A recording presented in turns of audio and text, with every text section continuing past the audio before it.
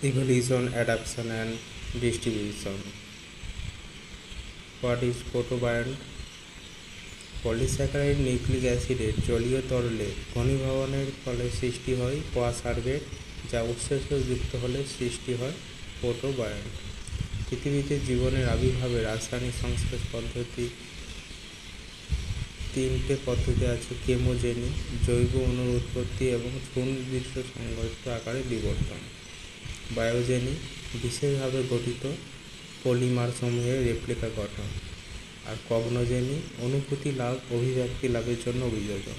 কোয়াসার্ভেটের প্রাণ সদৃশ্য বৈশিষ্ট্য: শক্তি গ্রহণে এবং ব্যবহার করতে সক্ষম, দীর্ঘকাল স্থায়ী থাকার প্রবণতা, আকারে বৃদ্ধি পেতে পারে, বিভাজনে সক্ষম। বিভেদমূলক ভেদ্যতা গুণ বৈশিষ্ট্যপূর্ণ। আদিম পৃথিবীর পরিবেশ: মনে করা হয় আদিম পৃথিবী খুবই উত্তপ্ত ছিল, তাপমাত্রা ছিল 5000 ডিগ্রি থেকে 6000 ডিগ্রি সেন্টিগ্রেড। অক্সিজেন মুক্ত অবস্থায় তখন ছিল না। ওজোন স্তর তখন গঠিত না হওয়ায় অতিবেগুনি রশ্মি পৃথিবীতে সরাসরি পৌঁছাত।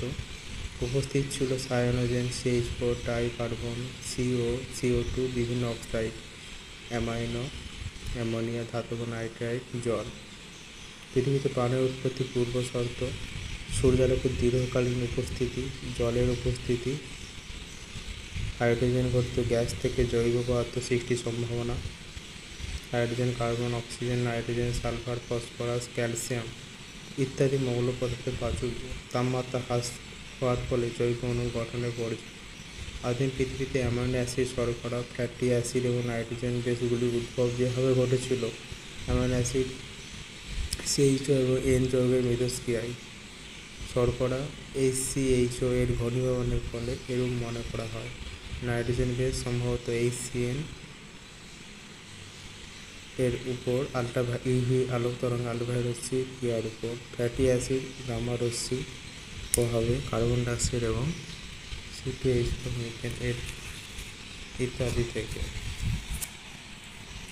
প্যানজেনেসিস: এই মতবাদ অনুযায়ী পৃথিবীতে জীবনের উৎপত্তি ঘটে না। জীবনের উৎপত্তি অন্য কোনো সৌরজগতে ঘটেছিল। সেখান থেকে জীবন রেণু বা ডিজিজ ক্লাউড হিসাবে পৃথিবীর মাটিতে অথবা স্পেসক্রাফট এর মাধ্যমে পৃথিবীতে আসে এবং এভাবে জীবনের সঞ্চারণ ঘটে।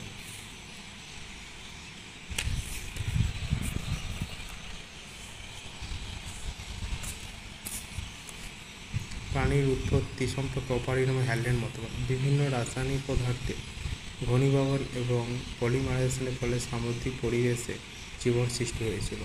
আদিম পৃথিবীর পরিবেশ ছিল